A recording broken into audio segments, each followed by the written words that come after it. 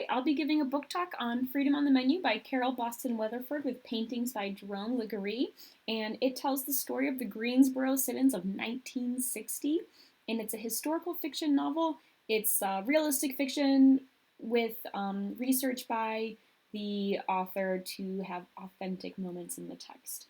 It's told from the perspective of this child.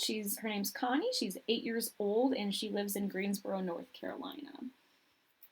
So in the book, you get the historical background of the segregation that's occurring in the South, and we learn that her brother and sister joined the NAACP. They support helping people in the area become registered voters. So they're very much an activist family.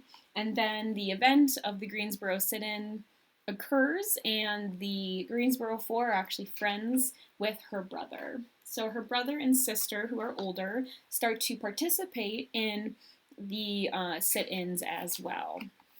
Now, often throughout the story, Connie, being 8 years old, doesn't always know the full background, and so she drives a lot of the historical points where she's asking a question, her dad is supporting them, so you get a lot of factual information through her perspective.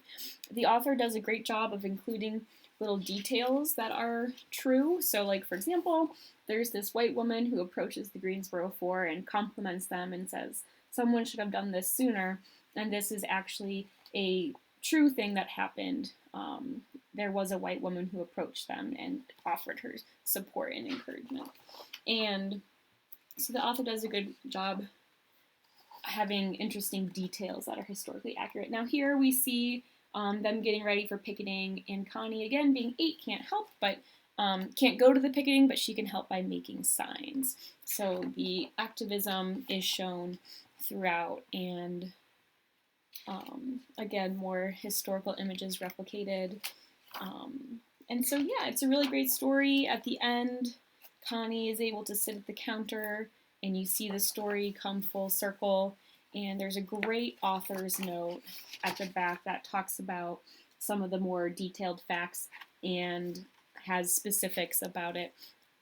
I really like how this story emphasizes the importance of the civil rights movement being a people's movement. They're purposefully ambiguous with the pronouns and characters so that you can really interpret it as, it's not necessarily about the Greensboro Four, these 4 men who sat down for the first time. It's really about the movement that it inspired, and anyone can participate in that movement, even Connie, who's an 8-year-old girl. And I really like how they include that perspective, and it illuminates how the civil rights movement was a people's movement rather than this, kind of mythic event that only these heroes participated in. Many people participated in their own way. So I really recommend it. It's a great text for civil rights movement, and there's lots of good informational texts that you can find online to support your teaching of it. And I like that it's a it's a less talked about event, and it really broadens the civil rights movement. So I hope you give it a try. Thanks.